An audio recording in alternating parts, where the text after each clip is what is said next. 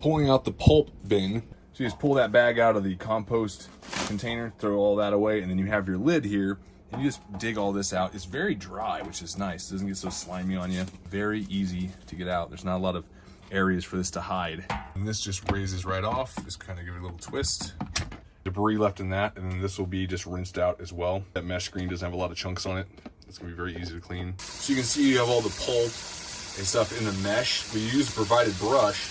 That's clean, that's dirty. You just take this and scrub over top and run underneath the water. And you can already see that mesh screen being cleaned very easily. And this is provided by Breville, so it's meant for this.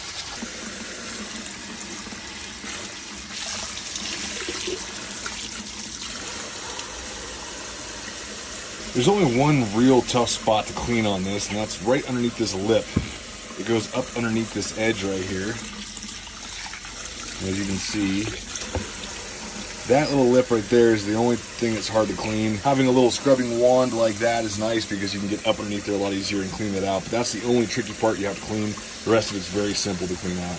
Main top portion of it's very easy to clean. There's not a lot of nooks and crannies that things can hide in. I'm always a stickler for, bushings and washers and rubber seals that can hide a bunch of bacteria and junk over time, and you get disgustingness in your drinks. You don't want that. This has pretty much an open face design. The really nice thing is you have a large basin that holds a lot of juice, therefore you can juice a lot in one sitting and put the rest in your refrigerator and not have to worry about doing this every day. Make another batch and you only have to do this once a week or so.